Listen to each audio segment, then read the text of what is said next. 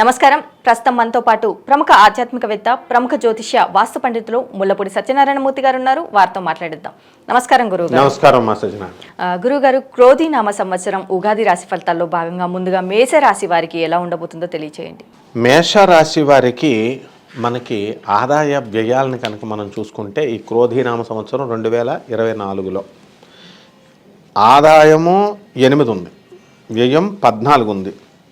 అంటే వచ్చే రాబడి కంటే ఖర్చు ఎక్కువగా ఉంది. వ్యయము అంటే మనం ఏమనుకుంటాం, ఖర్చు పెట్టడం అనుకుంటాం. అది ఒకటే కాదు, కష్టాల పరంపరని కూడా వ్యయం, లాభాల పరంపరని రాబడి అంటాం. ఆరోగ్యం బాగుండడాన్ని రాబడి అంటాం. ఆరోగ్యం ఏదైనా చిన్న చిన్న తుమ్ములు అలాంటివి వచ్చి హాస్పిటల్కి వెళ్ళామనుకో అది కూడా వ్యయం కింద. అంటే ఖర్చు వ్యయం కాదు, కష్టాలు, నష్టాలు, రోగాలు, గొడవలు ఇవన్నీ సూచిస్తాయి అన్నమాట. అలాగే ఈ యొక్క రాజపూజ్యం 4, అవమానం 3గా చెప్పబడ్డాయి. కాబట్టి గౌరవం బాగుంటుంది ఈ మేషరాశి వాళ్ళకి. మేషరాశి వాళ్ళు పాపం ఇన్నోసెంట్స్, వీళ్ళంటే డైరెక్ట్ ఏదన్నా ఉంటే స్ట్రైట్ ఫార్వర్డ్ చెప్పేస్తారు. కాబట్టి ఈ మేషరాశి వాళ్ళకి ఏం జరిగిందంటే ఈ యొక్క సంవత్సరంలో మే 1, 2024 సంవత్సరం నుంచి గురుడు వృషభ రాశిలోకి వస్తున్నాడు. ధనస్థానంలోకి పెరిగింది. అంటే డబ్బు సంపాదన బాగా పెరుగుతుంది ఈ యొక్క మేషరాశి వాళ్ళకి. ఇప్పుడు మనము ఈ గవర్నమెంటు, ప్రైవేట్ ఉద్యోగస్తులని ఇద్దరిని మనం తీసుకున్నాం అనుకోండి, వాళ్ళకి రావాల్సినటువంటి టీఏలు, డిఏలు, శాలరీలు, బకాయిలు ఏమి బకాయిలు ఉండవన్నమాట, అన్నీ వచ్చేస్తాయి. తర్వాత పండగ మామూలు అన్నీ. అలాగే ఓల్డ్ పెన్షనర్స్ని మనం కనుక తీసుకుంటే వాళ్ళకు కూడా పరిస్థితి బ్రహ్మాండంగా ఉంటుంది. ఏ సెటిల్మెంట్లన్నీ కూడా అయిపోతాయి. నెక్స్ట్ ఈ యొక్క రాహువును మనం తీసుకున్నప్పుడు 12వ ఉన్నాడు. ఈ 12వ రాహువు ఏం చేస్తాడో అనారోగ్యాన్ని సూచిస్తాడు. అనవసరమైన విషయాల్లోకి వెళ్తారు వీళ్ళు.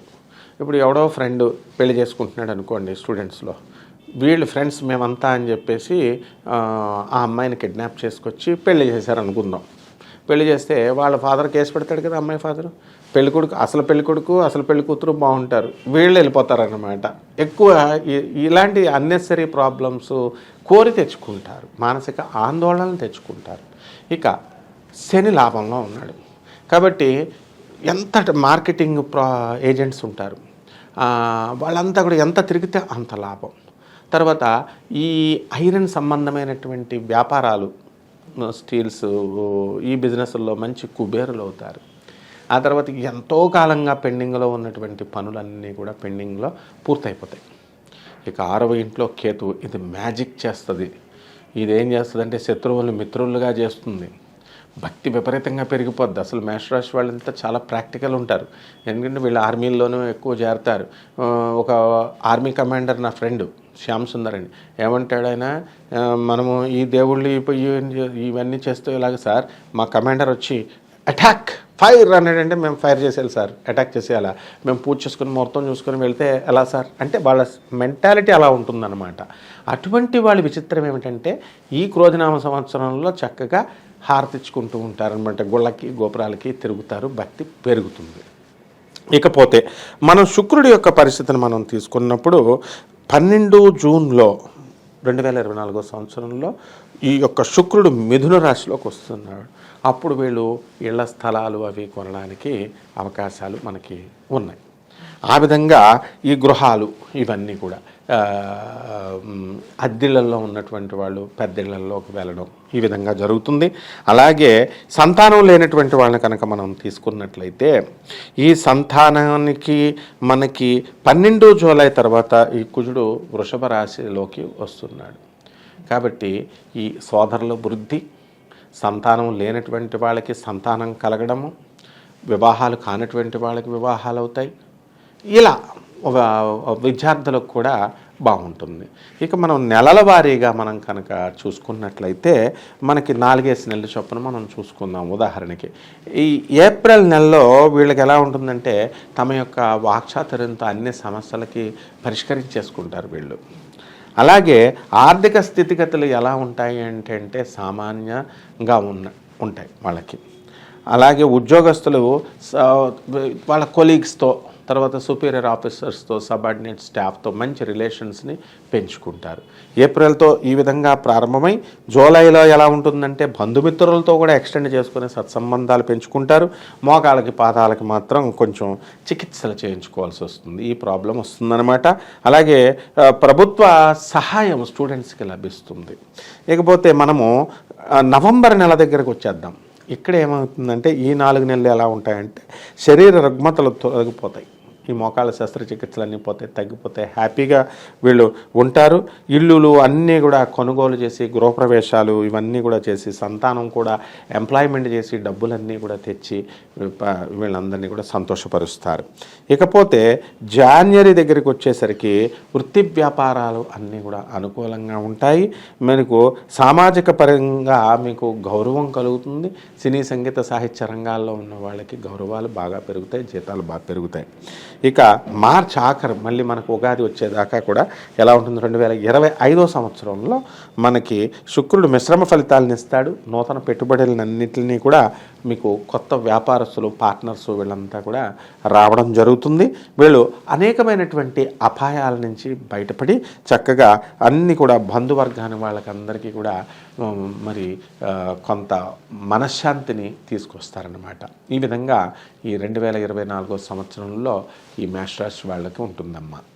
మరి అలాగే రాజకీయ నాయకులకు ఎలా ఉండబోతుంది అంటారు? రాజకీయ నాయకుల దగ్గరికి వచ్చేసరికి మనకి రవి చక్కగా ఆగస్టులో 16 ఆగస్టు సింహరాశిలో ఉంటుంది. ఇప్పుడు అనుకోకుండా వీళ్ళందరికీ కూడా ఉన్నత పదవులు వస్తాయి మేషరాశి వాళ్ళకి. ఇప్పుడు చిరంజీవి గారిని మనం తీసుకుందాం.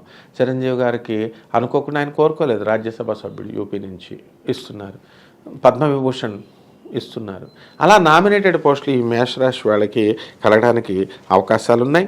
అలాగే మళ్ళీ మనకి ఈ యొక్క 16 నవంబర్లో కూడా అత్యున్నతమైనటువంటి స్థితిని వీళ్ళు పొందుతారు. అంటే ప్రత్యక్ష పరోక్ష రాజకీయాల్లో ఎలక్షన్స్లో పాల్గొన్నటువంటి వాళ్ళకి పార్టీ అధ్యక్ష పదవులు, డిస్ట్రిక్ట్ అధ్యక్ష పదవులు, స్టేట్ అధ్యక్షులు, ఏదో ఒక విధంగా రాజకీయ నాయకులకు బ్రహ్మాండంగా ఉందని చెప్పాలమ్మా. అలాగే వీరికి ఆరోగ్యపరంగా ఎలా ఉండబోతుంది అంటారు? ఆరోగ్యపరంగా వీళ్ళకి కొంచెం ఈ యొక్క మోకాళ్ళ నొప్పులు ఇలాంటివి శస్త్రచికిత్సలు, ఆ తర్వాత ఇంటెస్టినల్ ప్రాబ్లమ్స్, ఈ గ్యాస్ట్రిక్ ప్రాబ్లమ్స్ రావడానికి అవకాశాలు ఉన్నాయి. ఇవన్నీ కూడా క్లియర్ అయిపోతాయి. నవంబర్ నెల వచ్చేసరికి 2024 సంవత్సరంలో క్లియర్ అయిపోవడం జరుగుతుంది. కుటుంబ పరంగా కుటుంబం నుంచి వీరికి ఎలాంటి సపోర్ట్ లభించే అవకాశం ఉంది అనేసి అంటారు? కుటుంబ పరంగా అనేది చాలా ముఖ్యమైనటువంటి ప్రశ్న అడిగావమ్మా నువ్వు. ఈ యొక్క కుటుంబ పరంగా కోఆపరేషను వీళ్ళకి 60% లభిస్తుంది. ఈ కుటుంబంలో వీళ్ళ మాటలంతా కూడా ఏకగ్రీవత అనేటటువంటిది తక్కువగా ఉంటుందన్నమాట. అంటే ఎడ్డమంటే తెడ్డంగా వాళ్ళు ఎస్ అన్నప్పుడు మీరు నో అంటారు, వీళ్ళు నో అన్నప్పుడు వాళ్ళు ఎస్ అంటారు. కాబట్టి ఒక 60% వరకు కుటుంబంలో వీళ్ళని గుర్తించడం జరుగుతుంది. అత్తమామలు, ఆడబడుచులంతా కూడా పర్వాలేదు. మరి ఈ రాశి వారిలో కొంతమంది కోర్టు సమస్యలతో బాధపడేవారు ఉన్నారు, బయటపడే అవకాశం ఉంది అని అంటారా? కోర్టు సమస్యలు వీళ్ళకి ఎప్పుడంటే ఈ 26 ఆగస్టులో టైట్ అవుతాయి 2024 సంవత్సరంలో.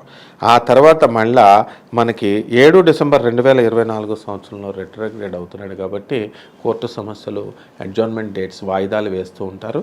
అంత తొందరగా వీళ్ళు బయటపడరనమాట.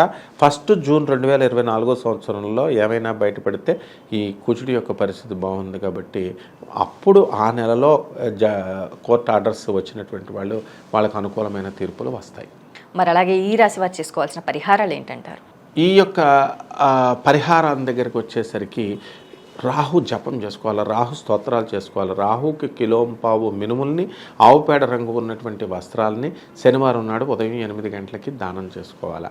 అలాగే ఇంట్లోనే చేసుకునేటటువంటి వాళ్ళు బెజవాడ కనకదుర్గమ్మ తల్లి ఫోటోను పెట్టుకుని ఆమె పాద పద్మాలకి అమ్మవారికి కుంకుమార్చన చేసుకుంటే బ్రహ్మాండంగా ఉంటుందమ్మా. అలాగే గురువుగారు, ఈ ఉగాది క్రోధినామ సంవత్సరంలో మరి మేషరాశి వారికి ఎలా ఉండబోతుంది? అలాగే ఈ రాశి వారు చేసుకోవాల్సిన పరిహారాలు ఏంటి? రాహుకి ఎలాంటి పరిహారాలు చేయాలి? అలాగే దుర్గామాతను ఎలా ఆరాధించాలి అనేసి చాలా చక్కగా వివరించారు గురువుగారు. ధన్యవాదాలు. ధన్యవాదాలమ్మా.